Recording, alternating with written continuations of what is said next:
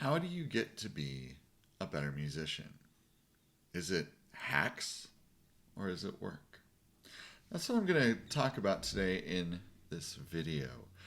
One of the things that we hear a lot in regard to productivity, in regard to performance, in regard to pretty much anything is the top 5 hacks. Okay, really.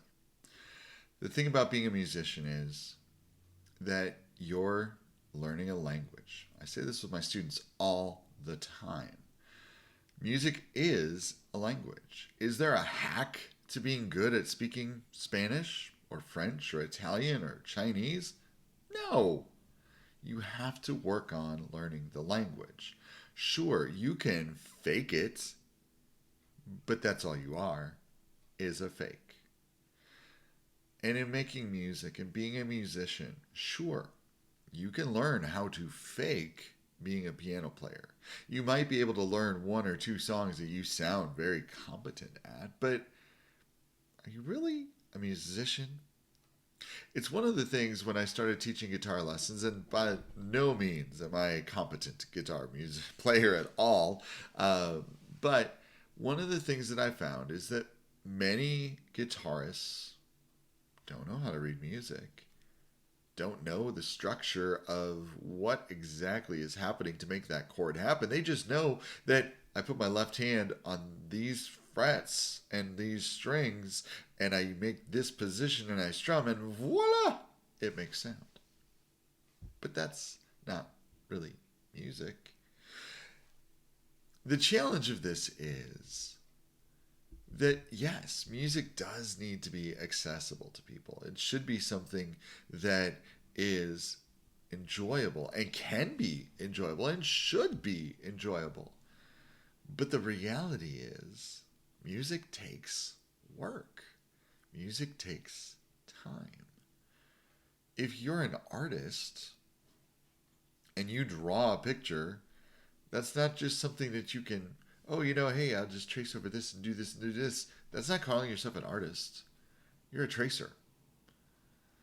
To be an artist, you have to invest the time and practice and learn the skills needed to understand how color works. And by the way, I don't understand any of that because I took an art class in college and I got really good at drawing stick people with some depth. That's it. I can't draw. But as a musician, you have to learn the language of music. What is it to phrase your music? What is it to play with dynamics? What is it to play with emotion? What is it to play with forward motion in music? This is something that we don't even talk about that often. Forward motion is the concept of music going somewhere. And that's not written in the music, but good, astute, well-trained, thoughtful musicians have that idea in mind. If you're just focused on, hey, I could play this song like whatever band, cool, good deal. You do you. That's awesome. But to play music, whether it's classical, whether it's contemporary, whatever the case is, you get more insight when you study music. I'm Craig Harmann of Harmony Music Education, and one of the things that I've done since I was 5 years old is I've studied music. And don't have all the answers, that's for absolutely sure. But one of the things that I've learned is as I've spent the time in practice, obviously I've found my skills improve, but my understanding of music and my relationship to music has improved greatly. And that's the idea, is that music is something that's all around us. Music is something that permeates our lives and connects us in an emotional and beautiful and powerful way. I mean, think about it. You don't really go to, well, maybe you do go to a food if you want to change your emotion, or maybe you go to a painting if you want to change that emotion.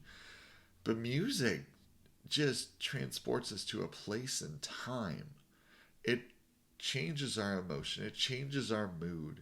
it gives us goosebumps. It makes us laugh. It makes us cry. It makes us smile. And music is powerful. But the thing about it is, to be able to effectively do it, you have to put in the time and the work. And this time and work is called practice. Now, sure, there are different hacks that you can come up with to practice better, and those are excellent. Actually, I preach this to my students all the time. For pianists, one hand at a time. Go slow. Take it in smaller sections. Those are great tools. I wouldn't call them hacks. I would call them tools in your toolbox to being a better musician and a better practicer. So, can you use the hacks to help you? Absolutely. There's nothing wrong with that at all. But when you use only the hacks and not the hacks as part of everything else, are you really able to call yourself a musician? I don't know. So what are your thoughts? I'd love to see what you have in mind.